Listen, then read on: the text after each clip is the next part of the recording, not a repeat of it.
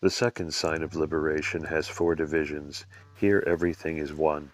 All the visions are one, and during that time the practitioner's body is like a corpse. Whatever he or she eats or whatever happens, he or she does not care. That is the feeling of the body. This means that the mind is completely liberated into the unification and clarity. The practitioner is without fear, thus without fear the nail fixes without focusing. For example, if the practitioner is surrounded by enemies, he or she is not frightened. That is the sign that all the thoughts are liberated into the unchangeable unification. The practitioner's speech is like echoes in the rocks. Whatever others say, he or she just repeats, for there is no plan to say anything. This sign shows that all the syllables that normally exist in the channels are liberated into the unification. So the nail of the unsayable pins the thoughts, and everything is bright, clear, and natural. The practitioner's mind is like a mist that disappears into space. There is no trace of where it is liberated or where it has gone. All that remains is the unification and the liberated wisdom without delusion. Wisdom shines brightly to him or her. These signs come to the practitioner who has achieved the visions. The practitioner has received 4 initiations for the 4 signs of the body. He or she has received the 4 initiations of the base. Secondly, he or she has received the 4 initiations of the path. Finally, in the mind, he or she has received the 4 initiations of the fruit. That is the sign of liberation. Recognizing the degree of achievement through dreams. Achievement comes according to the practitioner's determination to practice. The best practitioner stops all dream vision and does not care or learn from them. The dreams are liberated into the clear light. This is the sign that he or she will take a rainbow body during this lifetime. Commentary.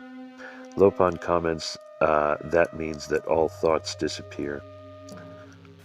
The practitioner of second capacity recognizes the dream visions as dream and controls them. When he or she is able to do this, liberation will be achieved during the intermediate state. The third capacity of practitioner has stopped the bad karmic causes of dreams and always has good dreams. He or she will be reborn in the magically emanated realms. Quote from the text of Molten Gold. The practitioner has received the empowerment of the visions. By this, all the visions of secondary causes are the support for the practice. He or she has received the empowerment of the body. By this, all material things disappear and only clear lights remain. He or she receives the empowerment of the secret mind and wind. By this, all thoughts are liberated into the natural state. The 4 satisfactions. The first satisfaction is that whether the practitioner hears all the teachings of the Buddhas or not, he or she is neither happy nor sad. The practitioner never expects to hear it or to see it because he or she realizes completely that the Buddha is not far from his or her unification. That is known. The second is that the practitioner neither wishes nor doubts. The third satisfaction is that when he or she sees that the lower realms of existence have so much suffering, the practitioner does not fear it. He or she does not wish to pray not to be reborn there because the natural state has been completely achieved. The fourth is that the practitioner will never roam in samsara. There is nothing left of his or her vision to be born or bring suffering. 4 servants are all serving him. These are the 4 wisdoms. The first is the ability to distinguish clearly, the intellect. All existences do not mix, therefore they are clearly distinguished. Commentary. These are emanated by him in the intermediate state. The second is the ability to show how things are related. The practitioner sees how all existence is connected with awareness. The third is the conception of how things are liberated. The practitioner sees that all existences are liberated into the natural state. The fourth is called the ultimate nature of things. The practitioner sees that all that exists is sent entirely to the pure natural state. Nothing exists beyond this state. This completes the 42 methods of Togel practice. All the impure visions are liberated into pure nature. The practitioner comes to the permanent place, and there is no doubt that he or she will never depart from there. Book 4. Phawa and Bardo practices. The third category of essential teachings for the practice, the traveler who crosses the mountains and having mistaken his way is helped to find the right path. These are the teachings for liberation during the Bardo intended for the practitioner of medium capacity. This teaching has three subdivisions, namely the teachings for the intermediate state of life, the instructions just before the moment of death, and the instructions of emptiness. Commentary. Lopon comments that this section is for those who have not practiced during their lifetime and who therefore have to depend on Bardo teachings. The teachings of the intermediate state. All the beings within what spontaneously exists possess two types of alaya. For example, a mirror automatically collects grime, even though no one puts dirt on it.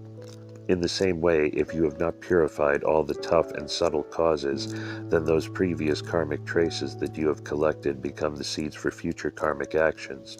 You have collected many causes, and so, without being able to choose, you take birth in the 6 realms of sentient beings and experience the feelings of happiness, suffering, or neutral emotions.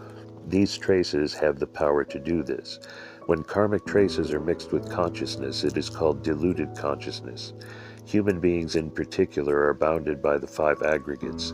These 5 limit human experience, so we are completely restricted.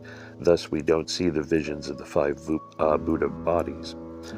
So this limitation of the 5 aggregates and the 5 consciousnesses restricts our experience and covers the vision of the pure lights. Also, we are bound by the emotions and karmic causes. By this, the vision of unification, wisdom, and emptiness is covered. We are always taking and collecting deluded visions and being bound by them. By this cause, we circulate for innumerable lives in samsara. Commentary. Lopon comments that this refers to basic alaya, which is consciousness, and those karmic traces dependent on consciousness. These are body, mind, perceptions, emotions, and sense organs. Other realms have fewer skandhas. For example, the demigods and gods are not bounded by body. Dharmakaya, Sambhogakaya, Nirmanakaya, nature body, and perfection body. Because we always have these sufferings and miseries, we begin to search for nirvana, wanting to be released from these fetters. One who raises this intention must from the beginning listen to and learn the right teachings. In the second place, what is learnt must be practiced with contemplation. Finally, what has been practiced should give fruit. During this life, you must do this, or without any doubt you will remain trapped by samsara. This is the purpose of a worthwhile life. Quote from the text of Molten Gold. During the bardo of normal life, you must learn and practice the teaching for the period just before death. Now, there are 3 practices of practitioner. There are 3 capacities of practitioner. The first dies like a child dying, the second like an old dog dying, and the third like a king dying. For the first, there is no worry about whether one is alive or dying, just as a young child does not know whether it wants to be alive or die. For the second, there are further 2 subdivisions. The first is like a dog who is not prepared for death, but when it realizes it is dying, runs from the crowds of people and lies down beside the road outside the town.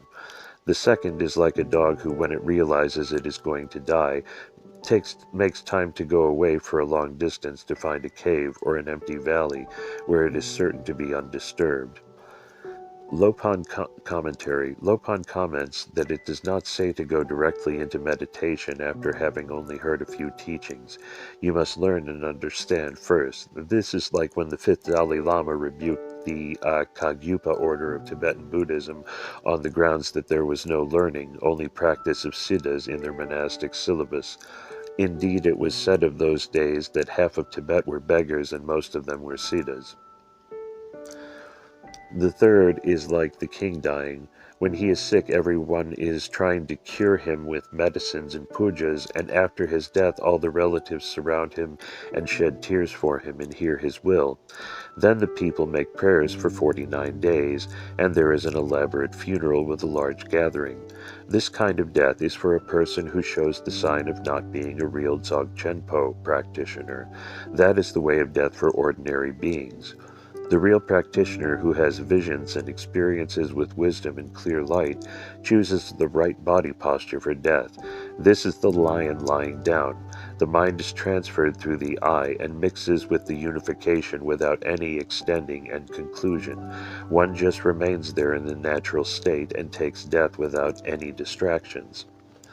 Quote from the text of Molten Gold. It is important to remember not to be deluded, but to be in the natural state just before taking death, which will stop all the elements. The best way is to remain in the unification of clear light. If the practitioner does this, then the practice and experience will all help to send him or her to the visions of the intermediate state. The practice will send, and the visions of the intermediate state will receive, so one is able to be liberated in a moment. Commentary. Lopon comments that this is like the posture of the Shakyamuni's parinirvana seen in statues. Lopon comments that this refers to the fact that our body is connected with 5 elements, each supporting the mind. When the elements disconnect, the mind starts to lose its support. Then the body, having no connection with the mind, no longer works. It becomes like a corpse or rock. The essential teaching. For this purpose, from now on, you should always practice the gazes in clear space and remain united with your nature without distraction. Sometimes you should think that when you die, you will mix only with the unification that you must practice during this lifetime. From time to time, think this way while you are maintaining the gazes in clear space. Then breathe out strongly and hold your contemplation in the unification. That is my essential teaching. In this case, without depending on the teachings, one can keep faith with one's master and friends. They must remind one to keep in the nature. If one realizes that one is ready to stop connection with the elements, one can eject the mind by saying hic 21 times. This practice is that of Fawa. So there are 2 things one can do. Best of all is not to distract the departing person from meditation or do anything. It is only if he or she is unable to remain continuously in the natural state that this must be done. In this case, one should visualize the mind as the letter AH inside the central channel at the heart level. Each time one says hic, the letter ah rises the width of a thumb until it leaves the crown of the head, at which point it is liberated into space. In the Magyu, there is a teaching of Fawa in 3 stages: Fawa for the Dharmakaya, Sambhogakaya, and Nirmanakaya. In this case, one should have experience with the Sambhogakaya transference. Quite often in tantric teaching there is the description of the disconnection of the elements one from another. If one is not dependent on gradual disconnection of the elements from the mind, one can transfer to nirvana. Commentary. This is the practice of the transference of consciousness which is described in the text that follows. The Magyu is the teachings of the highest Tantra within the Bonpo tradition and is thus a very important text. Another type of practitioner is one who has received detailed teachings on Dzogchen but has not practiced them very well. In this case, one has to depend on various ways of dying according to the disconnection of the elements from the mind. There are 4 external elements and 5 internal descriptions of sky and 5 different secret energies.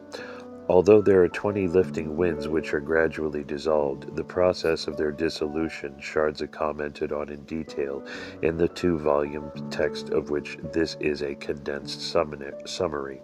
The disconnection of the elements. Here is the very simple explanation of how the mind is disconnected at the time of death. First, a quote from the text of Molten Gold. When the earth element dissolves into earth and is disconnected with mind, the sign will be that the body feels very heavy, and although the person may be hungry, or he or she is unable to eat or stand up or move. When the water element dissolves into water and is disconnected with mind, the sign is that the person cannot keep water and it flows from the mouth, nose, and eyes. When the fire element is disconnected with mind and dissolves into fire, the body begins to get cold, starting from the feet and moving to the center. And when the wind element dissolves into wind and is disconnected with the mind, the person makes a sound automatically and the limbs move involuntarily. During this time the eyes roll up, and that is the sign that death has come. If the person has received teachings previously, then somebody must remind him or her. Then in all the branches of the channels and veins, the blood comes back to the heart. The blood makes 3 drops inside the heart while there is a hollow, and 3 exhalations occur. That is the final breathing. At that time the drop of semen received from the father comes down from the crown of the heart in the central channel, and the drop of blood received from the mother comes up from the solar plexus to the heart in like manner. The dying person sees first a bright white light and then a bright red light. When the 2 drops meet in the center of the heart, everything goes dark and unconsciousness occurs for an uncertain length of time. The good practitioner who stays in the natural state, if very accomplished, can remember the natural state during this time, but it is very difficult. The length of the time of unconsciousness depends on many conditions, but afterward the person awakens with a very clear awareness. If one has received these teachings and has realized the natural state, then one will be in the natural state like a clear light in a cloudless sky, with no tse or visions appearing. It is very important to realize that this happens to all beings after death.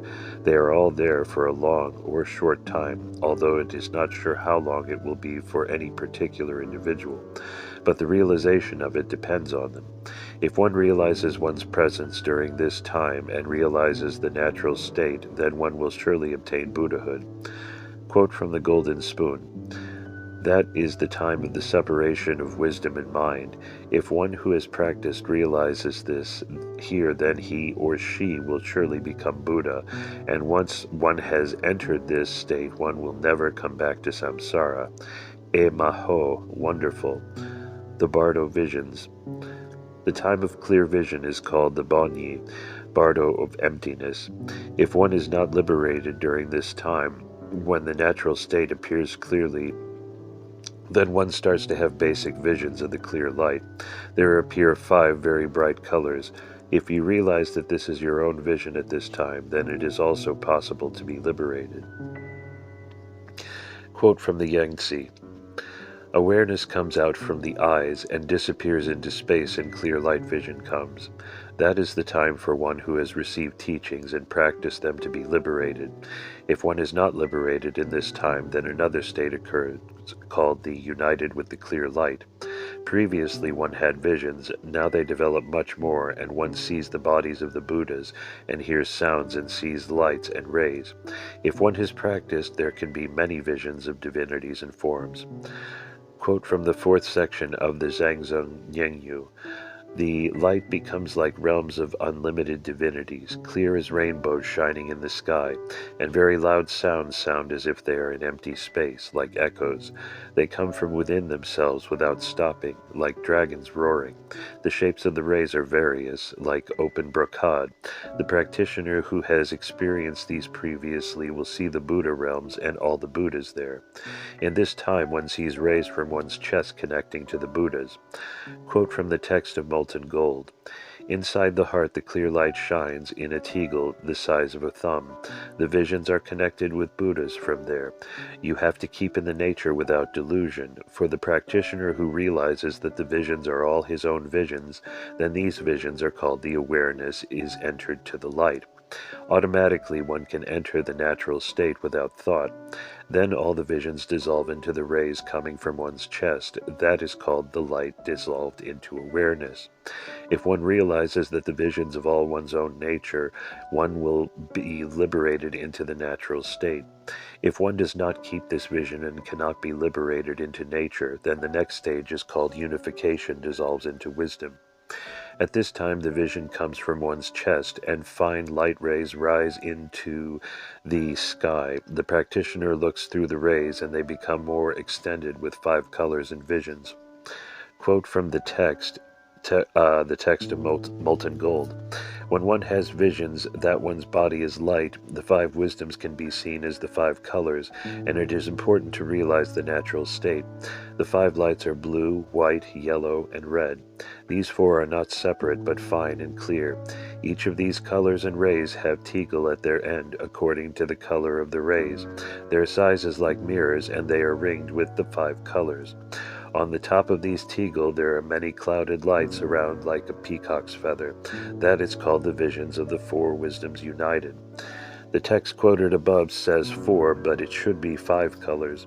The 5 wisdoms are all colored and completed. If at this point the practitioner does not realize that these visions are all self-created visions, then the wisdoms dissolve into what spontaneously exists.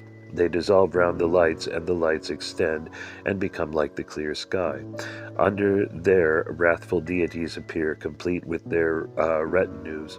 All the peaceful divinities with their retinues are completed, and all the 6 realms of beings with the 6 Buddhas emanated by Tonpa Shenrab can be seen. They are not far from the natural state, and therefore this is called the vision of the base. Commentary. Lopon comments that this is called Dzogchen Zitro, but is a naturally appearing vision, not a visualization. In the practice of Zitro, 86 wrathful and 45 peaceful Buddhas are seen with the 6 realms of beings emanated by the 6 Buddhas. In the bardo, one has left the physical body, but still has the yilu, the vision body. It is just the same as the body of dreams, the mind body. Even though the physical body is dead, there is so much attachment that one has the vision of the body. This body can feel like the ordinary body. For instance, if you stay in the bardo for 2 weeks, then in the first week you are in your old body, and in the second week you feel like the new body you will be reborn into. The 8 visions. After the visions of the peaceful and wrathful deities connected to one's chest, there are 3 stages. First, 8 visions come. The first is named the vision of compassion. The second is the vision of light. The third is vision of kayas. The fourth is the vision of wisdom. The fifth is the vision of unification, and the 6th is the vision of unending liberation. The 7th is the vision of the impure, and finally comes the pure vision. The vision of compassion. This means that one suddenly has compassion for samsara and nirvana equally. There is no preference. The vision of light. One sees that the visions are all from inside one's nature. They spontaneously exist. The vision of the kayas. One sees that the vision cannot change one, whether they are wrathful or peaceful does not matter. The vision of wisdom. This means that the visions cannot be stopped because they are recognized as not material. Commentary. The time you are in the bardo depends on your condition. 7 weeks is an average, but the situation is just the same as a dream. There is a story of a man who died and roamed into the bardo. He went back to his family and no one answered him. He was very upset as he thought that everyone was avoiding him for some reason. It was only when he saw his body being cremated that he realized he was dead. Lopon comments that the extent of these visions depends on the practitioner. For one who has not practiced, only the impure vision is seen. Lopon comments that this is like the image inside the offering vessel used earlier to explain the body of light. The vision of unification. This means that in one's consciousness one controls wherever one wants to focus on without any delusion. The vision of unending liberation. All the visions are liberated into the natural state. The visions of the impure. All the 6 realms of beings come into vision. The pure visions. Now one can reach the pure state. The 8 visions are called the pure visions. The wisdom is connected with the mother and son. Commentary. Here Lopon explains that the normal visions are impure and the Togil visions are pure. In this text it is said that the impure visions are the visions of the 6 realms of beings. Pure visions are like the visions of divinities, mandalas, etc. But in these visions of Togil, the quality is the same whatever vision comes. It does not make any difference. All come from the natural state and so come to the practitioner. Generally, normal daily visions are impure, whereas Togil visions are pure. But the important point about Togil visions is not whether they are pure or not, but that they can be clearly seen to have no inherent existence. If one has practiced enough to liberate one's obscurations, one will have pure visions, otherwise not. The visions come from the 4 lamps, but until one reaches the rainbow body, they are still mixed with obscurations. Both Togil vision and everyday awareness come from the natural state. According to the Zangzung Nengyu, in the base of the natural state there is Tsel and unification. The Tsel is temporary and is the vision we have learned and understood in this text. It is called the sun. It is sometimes said that the awareness is the sun and the emptiness is the mother. If one preserves in the practice, one day the unification will be stable for a moment, it will be near to the basic nature. But this is only temporary and limited. It is like sailing in the English Channel. However, if one practices to the end, it is inseparable and goes back to the real nature. This is like sailing in the deep ocean. Whatever one practices will develop and ultimately return to the changeless nature. If one understands that all the visions are self-originated, then one will be liberated into the Dharmakaya. Quote from the text of Molten Gold. All the visions of the 3 kayas spontaneously exist, and whatever visions arise must be understood as dreams, illusions. When you realize this, you realize that they are not inherent. Therefore, you must leave all desire for them. Just leave everything as it is, whatever comes, good or bad. Remain stable in the natural unification, as stable as possible. This is very important. Whatever vision comes, do not notice it, but remain stable in the unification. There is then no doubt you will be liberated into the Dharmakaya. Now all the visions dissolve into the nature again. All the visions dissolve in 8 different ways, but not one after another, all are dissolved at once. Quote from the text of Molten Gold. The first vision of compassion is dissolved into compassion. As well, the sun sets and all the rays go back together. There is no difference who is leading or led. The visions of light dissolve into the light in the same way as the rainbow is clear, but there is no substantial material in it. In the third, the visions of the kayas, all the visions of forms are dissolved to the forms. They are dissolved externally into the nature. So there will be clarity inside, like the image that is inside the vessel. The fourth are the visions of wisdom. The visions of wisdom are all dissolved to wisdom, and the sun goes to the mother's lap. Commentary.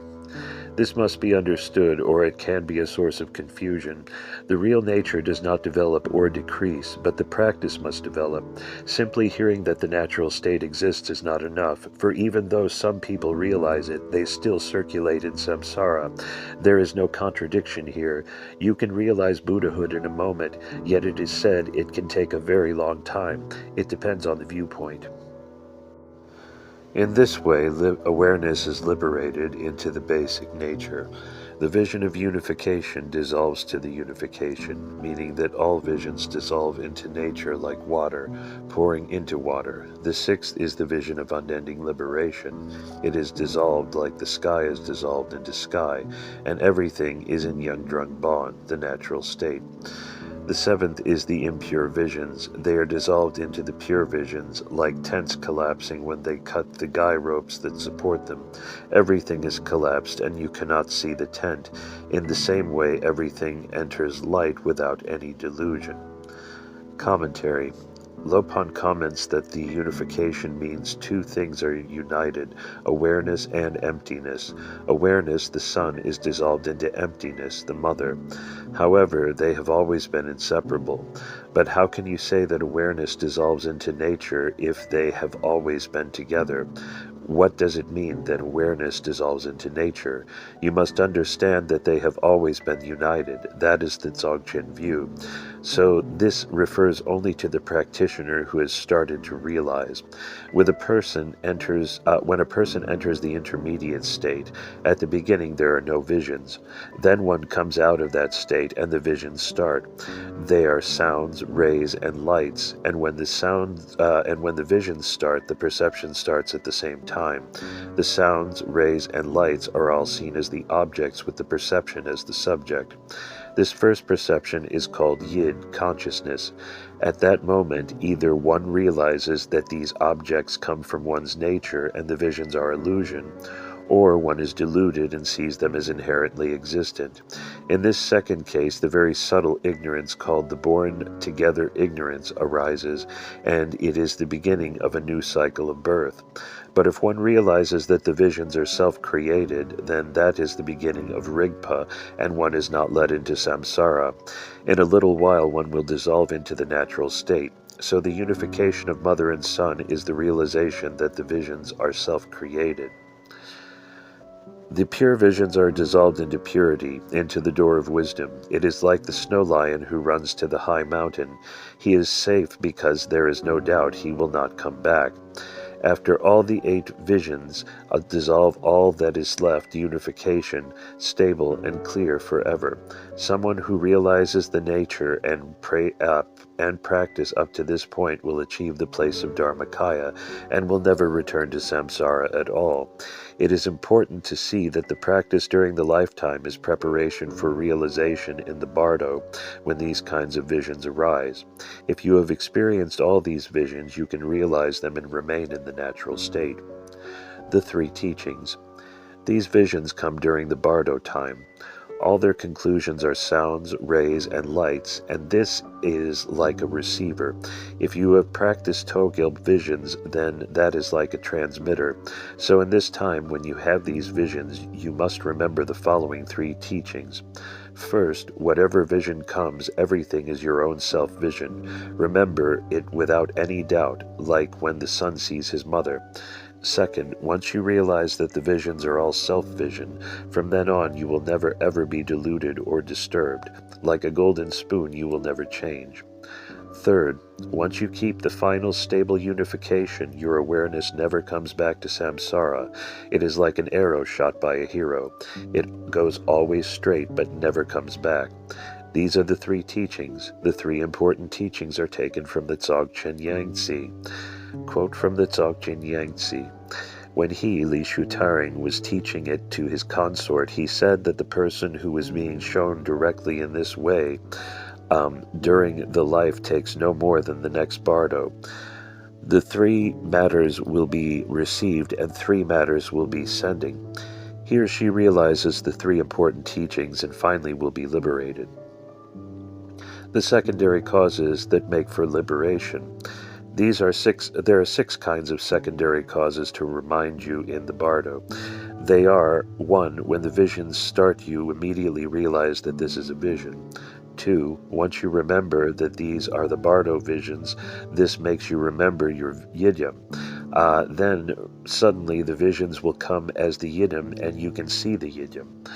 You realize that you are in the bardo and you are reminded of your lama. Then he comes in front of you and he again teaches you about the bardo visions. 4. You suddenly remember the teachings you have received. 5. You remember your view. 6. You remember to practice the natural state and you remain in it. Quote from the text of Molten Gold. Remember Lama, remember teaching, remember yidyam, remember view, remember emptiness, and remember practice. At this time the practitioner receives the 6 clairvoyant faculties. 1. The 6 sense organs become purified. 2. The intelligence is purified, therefore all the thoughts and doubts are purified. 3. The wisdom is purified, and so it is known when all beings are born and where they will be born. And 4. The contemplation is purified, so it is easy and stable. 5. All the obscurations are purified, so the practitioner has achieved his or her own purpose. Commentary. Lopon comments that this is an important text written by Li Shutaring, an early 18th century master. He or she can see all the 6 realms clearly and emanate to them and teach them according to their understanding. 6. All knowledge is purified, and he or she can see all the Buddha's knowledge. Quote from the text of Molten Gold. All the sense organs and all the knowledge is pure, wisdom and contemplation are pure, all the obscurations are finished, and all the knowledge is perfect. To achieve this stage takes 3 moments, the second stage takes 5 moments, and the third takes 21 moments. This is the end of the Bardo teachings. Before, we said that if you do not realize the visions in the first, second, or third stage, but you finally realize them in the fourth stage, you will be born in the magically emanated realms, and you will learn and practice Dzogchen there. Before all the visions came and you did not realize the 21 levels, you realized them only in the Bardo of existence, the fourth stage. It is like in a dream. If you remember now that all the visions must be the Bardo, you will remember that you are in the Bardo of existence. If you remember at this time and wish to be reborn in the magically emanated realms, then you will take the magical birth there, i.e., birth not dependent on parents. Quote from the Golden Spoon. If you realize the Sipai Bardo and you practice there, you will liberate all the karmic traces that result in your birth in the realms of sentient beings, and you will be reborn in their Dharmakaya form. The realm in which you will be born is connected to you by prayer and dedication, and at the end of that life you will achieve Buddhahood. Therefore, if during this life you judge that you have not practiced enough to do this, you should practice Phawa. Phawa practice. Imagine the central channel running through your heart and through a hole in the crown of your head. Imagine your mind leaping through this hole like a shooting star. Remember the magically emanated realms and remember your intention to be reborn there.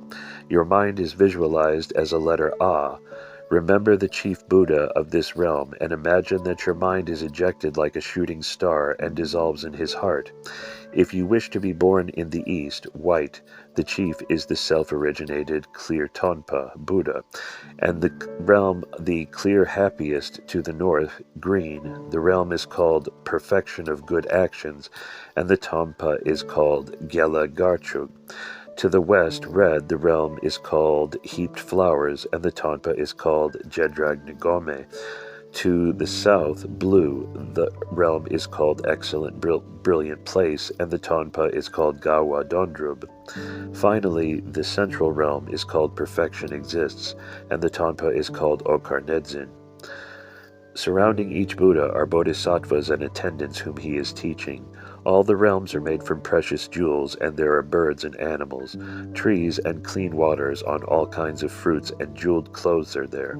Above these realms are the realms of the wrathful deities. If you are born there, you will live there for 500 years, and after that you will not have Bardo visions, but will achieve Buddhahood without doubt. The realms were originally connected with each person's own nature. They are the self-emanated realms. The beings who have not received Dzogchen but have practiced the Yungdrung Bon teachings can be born there without any practice other than prayer, refuge, and dedication to be reborn there. The rest of the beings are driven on by karmic causes and have peaceful, happy, sad, and neutral feelings. They take various births and hear nothing and believe nothing. They are always circulating into the option of misery, and nothing can help them. What follows is the dedication to the benefit of all beings. My place is where all the Dakinis and Siddhas visit and is called Swastika Mountain. It is wrapped with rainbows like tents in the summertime, in round, straight, and semicircular shapes. Flowers of snow come raining during the winter. There are trees which take warmth from the top and damp from the roots, and the center of the trunk is white. The bark is red, and their leaves are green like turquoise. And they have golden fruits. When it rains, they give a wonderful smell, and there are many of them heaped. Inside there is my hermitage. When the sun shines, they look like ladies, looking at me, and I am very happy and warm.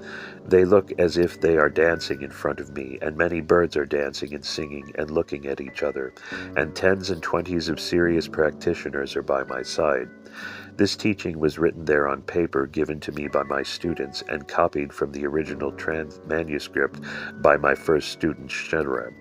This is the essence of all the Dzogchen methods. If you practice this, there will be no doubts nor mistakes, and you will not waste your life.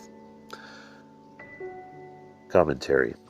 Lopon comments that Shardza concludes with a poetic description of his hermitage in a juniper grove in the mountains, where he went after having abandoned the life of monk. Appendix 1. An eyewitness account of a rainbow body. One of Shardza Tashi Gyaltsen's main students was called Sewang Gyurme. He passed away between 1969 and 1970 in a Chinese jail. This was in Nyarong in Kham. It is not known what became of him.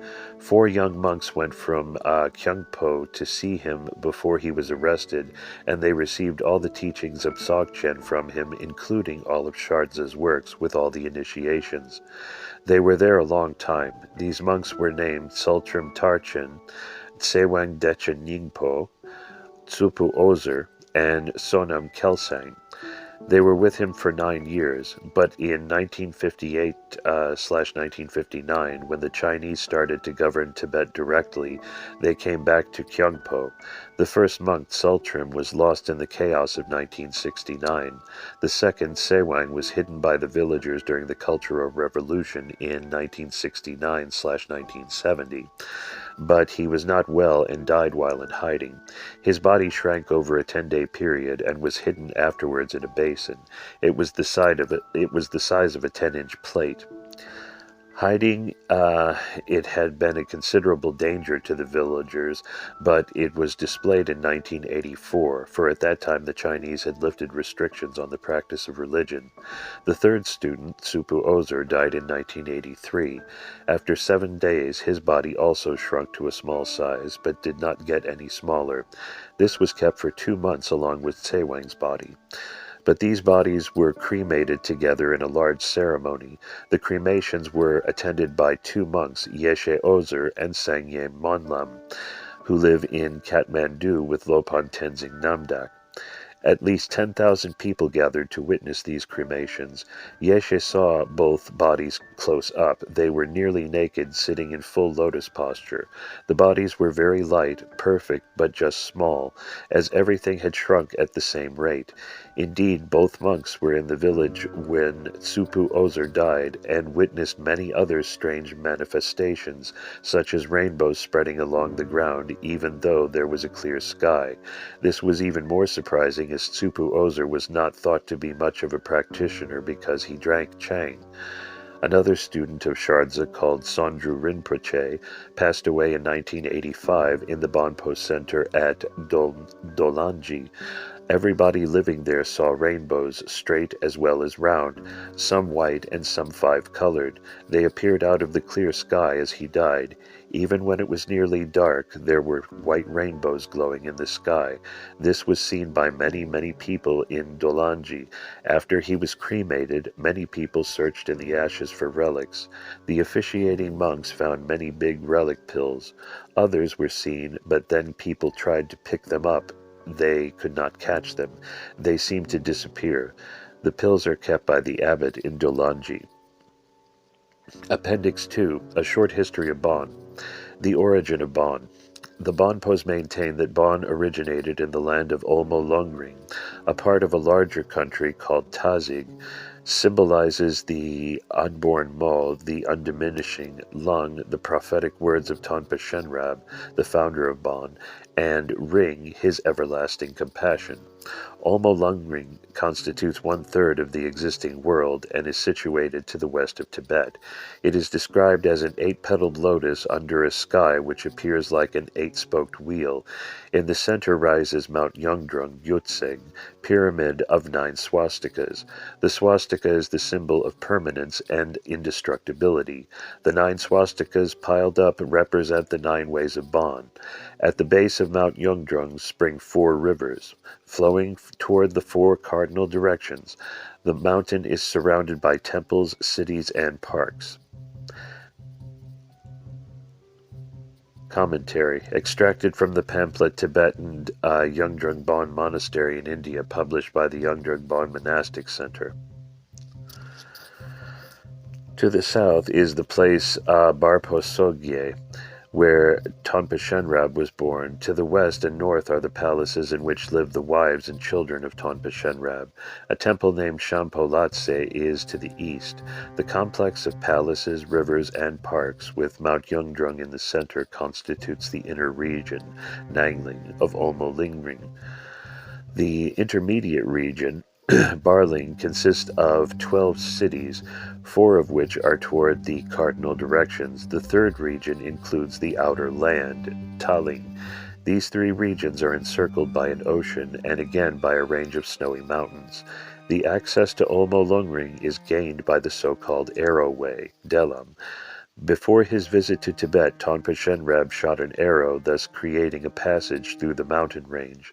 This very sophisticated description of Olmo Lungring has been tentatively related by some scholars to different geographical locations. Some see it as a description of Mount Kailash and the 4 great rivers that spring from its base, China being the land to the east, India to the south, Orgyan to the west, and Khotan to the north. To other scholars, the description seems to resemble the geography of the Middle East and Persia in the time of Cyrus the Great.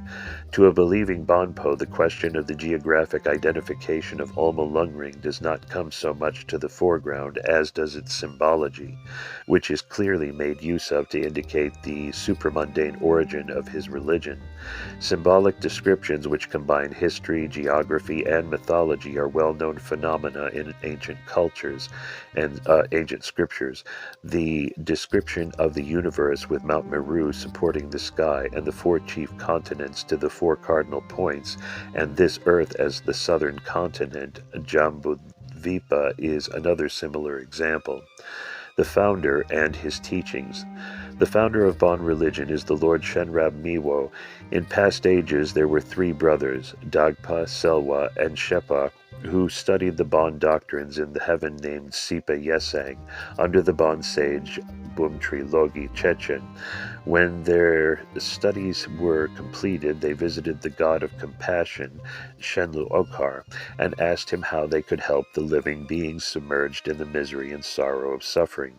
He advised them to act as guides to humankind in 3 successive ages of the world. To follow his advice, the eldest brother, Dagpa, completed his work in the past world age. The second brother, Selwa, took the name Shenrab and became the teacher and guide of the present world age. The youngest brother, Shepa, will come to teach the next world age.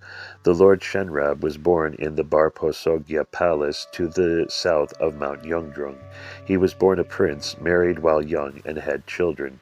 At the age of 31, he renounced the world and lived in austerity, teaching the doctrine. During his whole life, his efforts to propagate the Bon religion were obstructed by the demon Kayadpa Lagring. This demon fought to destroy or impede the work of Tonpa Shenrab until he was eventually converted. Once, pursuing the demon to regain his stolen horses, Tonpa Shenrab arrived in Tibet. It was his only visit to Tibet. There he imparted some instructions concerning the performance of rituals, but on the whole found the land unprepared to receive fuller teachings. Before leaving Tibet, he prophesied that all his teachings would flourish in Tibet when the time was ripe. Tonpa Shenrab departed this life at the age of 82. There are 3 written accounts of Tonpa Shenrab. The earliest and shortest one is known as Dodu, Epitome of Aphorism. The second, which is in 2 volumes, is called Zermig, Piercing Eye. These 2 accounts date from the 10th and 11th centuries, respectively. The third and largest is in the 12 volumes and is known by its shortened title, Ziji, the Glorious. It belongs to the category of scriptures known as spiritual transmission. It is believed to have been dictated to Longden Yingpo, who lived in the 14th century. The doctrines which were taught by Lord Shenrab and recorded in these 3 accounts are divided into 2 systems. One classification is called Goji Zongpa, the 4 portals and the treasury as 5th. These are: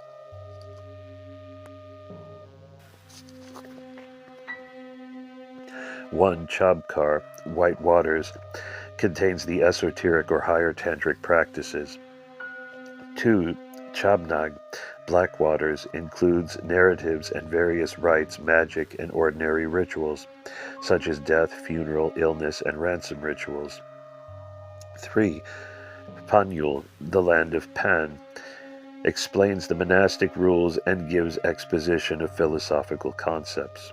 4. Pons, the lordly guide, contains the great perfection practices, Dzogchen.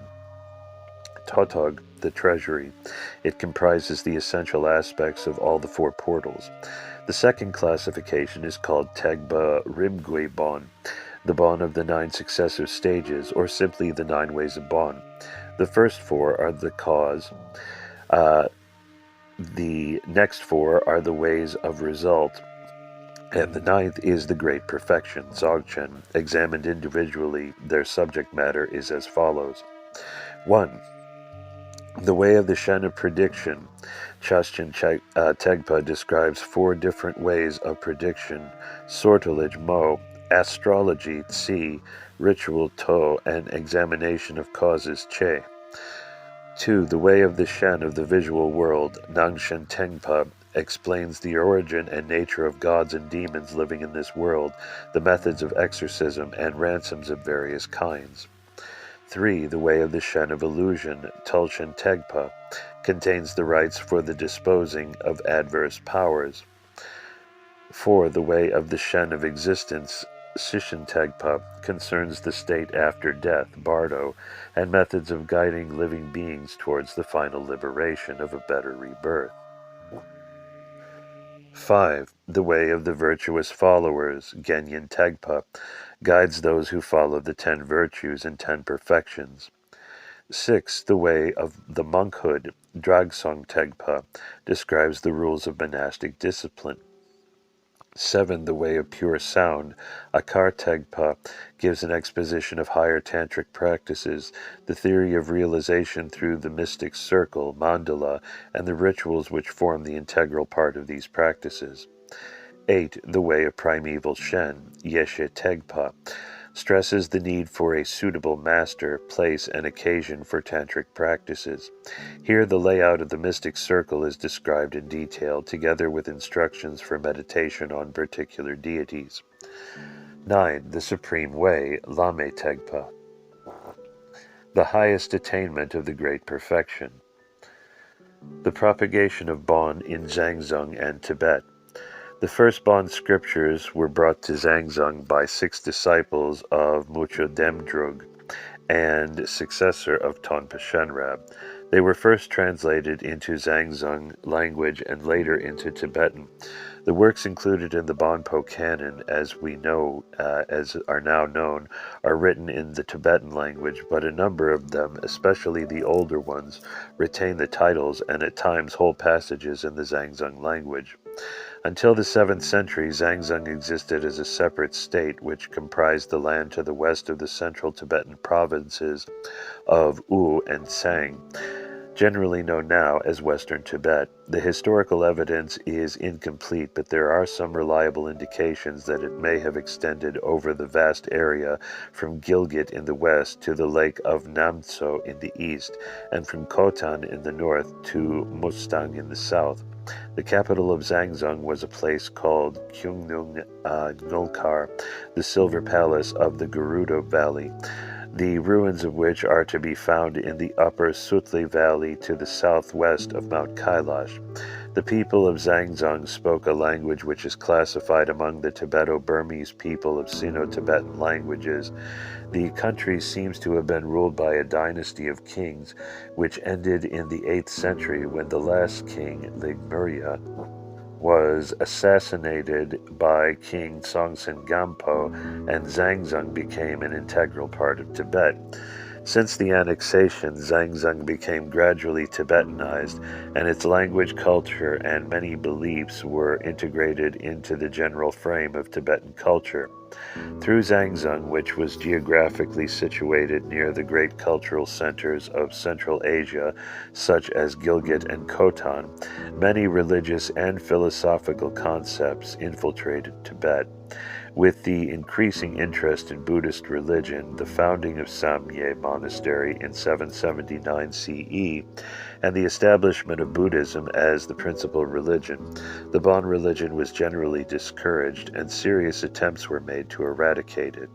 However, the adherents of Bon among the nobility, and especially among the common people, who for generations had followed the Bon beliefs, retained their religious convictions, and Bon survived.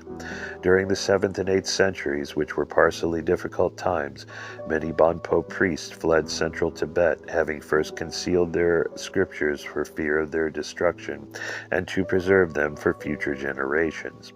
Drenpa Nyingma came of the greatest Bonpo personalities of that time, embraced Buddhist religion out of fear of being killed and for the sake of preserving in secret the Bonpo teachings. From the 8th to the 11th centuries, we know practically nothing of the developments among the Bonpos. The revival of Bon began with the discovery of a number of eminent texts by Shenchen Luga, 969 to 1035, in the year 1017 CE. With him, the Bon religion emerged as a fully systematized religious system.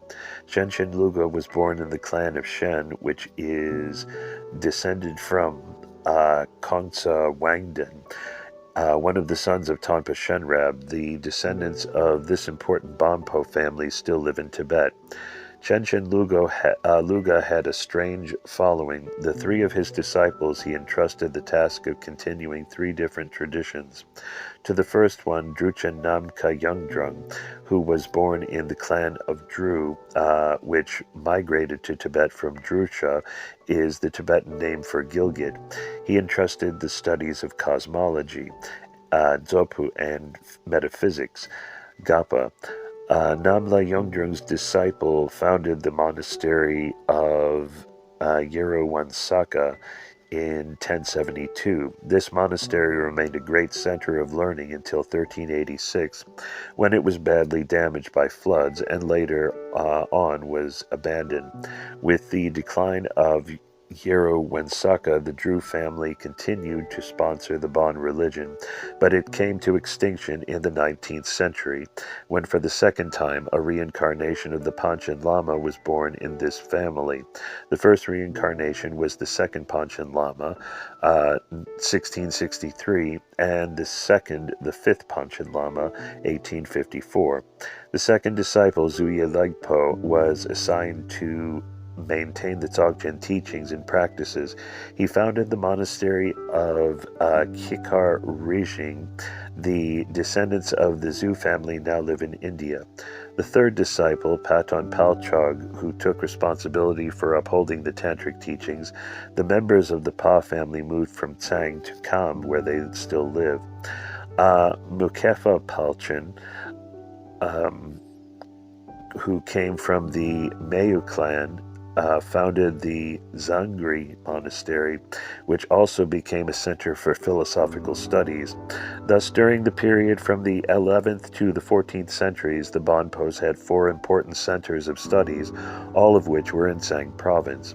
At the beginning of the 15th century, the religious studies were strengthened by the founding of Menri Monastery in 1405 by the great Bonpo teacher Nyami Sherab Gyaltsen.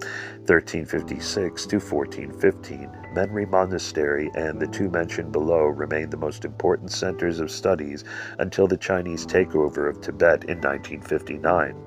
The monastery of Yungdrung Ling was founded in 1834, and soon afterwards the monastery of Karna, both in the vicinity of Menri. With these monasteries as centers of study and religious inspiration, many monasteries were established throughout the whole of Tibet, except the central province of Yu, especially in Kyangpo, Kam, Amdo, Gyalrong, and Hor. By the beginning of the 20th century, there were 330 Bonpo monasteries in Tibet. Appendix 3. Biography of Lopon Tenzin Namdak. Lopon Tenzin Namdak was born in 1926 in Gyeongpokaru in Kham Province in eastern Tibet. At the age of 7 in 1933, he entered Tenzin Monastery in the same district, and in 1941 traveled to Yongdrungling, one of the two leading Bonpo monasteries in central Tibet. Coming from a family famous for its artists, he was largely engaged here in helping to execute a series of wall paintings in the new temple at this monastery. In 1944, he went on pilgrimage to Nepal, including Solokhumbu, Kathmandu, Pokhara, and Mustang. In 1945, he returned to Yongdrungling to begin his studies in philosophy. From 1945 to 1950, he lived more or less a hermit's existence with his tutor and master, Gangru Rinpoche, under whom he studied grammar, poetics, monastic discipline, cosmology, and the stages of the path to enlightenment. Following his master's advice, in 1950 he went to Menri Monastery, Smarty, literally the medicine mountain, in Sang province to central Tibet in order to complete his studies in preparation for the Geshe degree examination, the Tibetan equivalent to a doctor of philosophy. In 1953, he obtained his degree from Menri. From 1953 until 1957, he was teaching master or professor at Menri. He retired from this position in 1957 as conflict between the native Tibetans and the encroaching Chinese communists increased in central Tibet. Until 1960, he remained in retreat at Sezig Monastery on the Dangra Lake in northern Tsang. After the March 10, 1959 Lhasa uprising against the communist Chinese, many of the most famous lamas of Tibet, including the Dalai Lama and the Gyalwa Karmapa, were forced to flee their homeland. Following them, a flood of Tibetan refugees entered India and Nepal. In 1960, Lopon Rinpoche also sought to flee to India, but he was shot and wounded on the way by Chinese soldiers and was incarcerated in a Chinese prison for 10 months. Finally, he was able to make an escape and found his way to safety in Nepal by way of the small principality of Mustang. In 1961, while in Kathmandu, Lopon Rinpoche met and was befriended by the celebrated English Tibetologist David Snellgrove, who invited him to come to London. Thus, Lopon came to serve as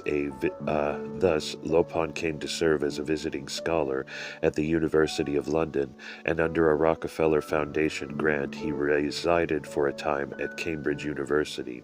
A collaboration with Professor Snellgrove resulted in the publication of The 9 Ways of Bon, London Oxford University Press, 1967, which contains translated extracts from the famous Ziji, the most extensive hagiography of the Buddha Tompa Shenrab. This was the first scholarly study of the Bonpo tradition to be made in the West. Lopon Rinpoche remained in England for 3 years, from 1961 to 1964.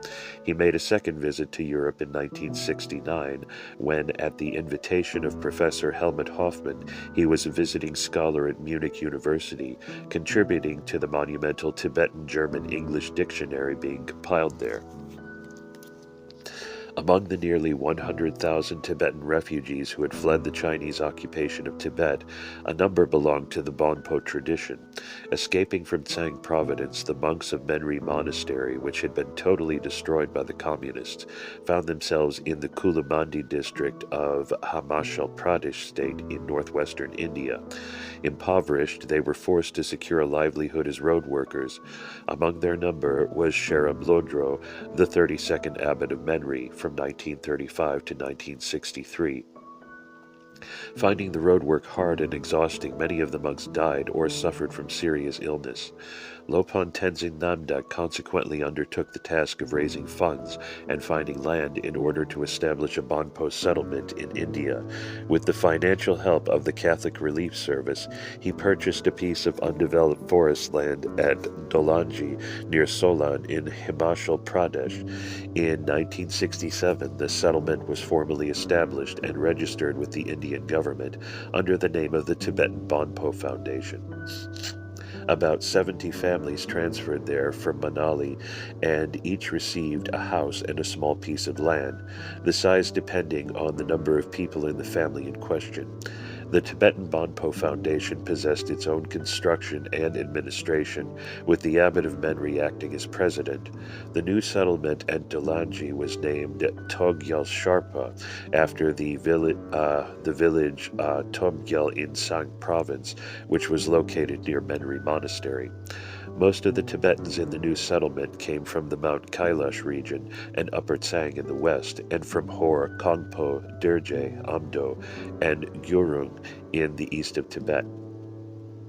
After the death in 1963 of the abbot of Menri, Sherablodro, the abbot of Yungdrung Ling, became the spiritual head of the Bonpo community in exile.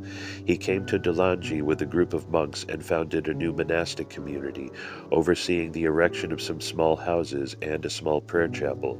In 1969, the successor to the deceased abbot of Menri was chosen by lot.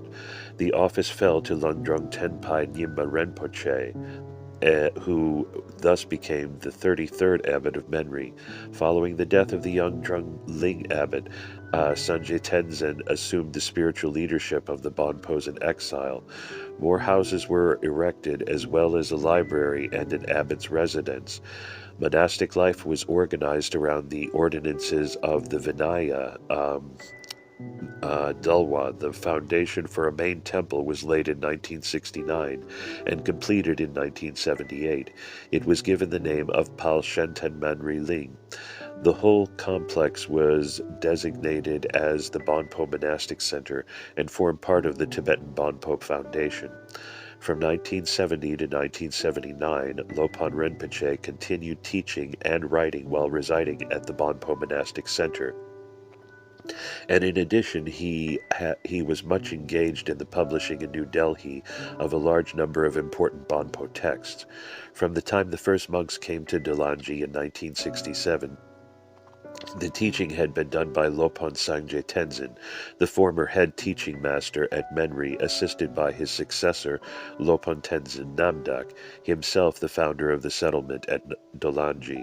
When Sangye Tenzin died in 1968, Lopon Tenzin Namdak was assigned the full responsibility for the education of the younger generation of monks.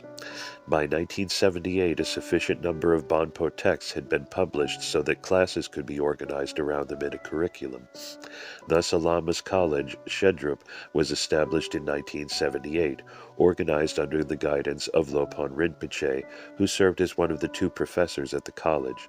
The official name of the college is Yungdrung Bon Shedrup Lobner Dude. The purpose of the new Lama's College at Dalanji was to preserve the tradition of philosophy established and developed at Yeru Wensaka, where philosophical analysis and logic were applied to the understanding of Donan Sensum, that is, to the teachings of the sutras, the tantras, and Dzogchen.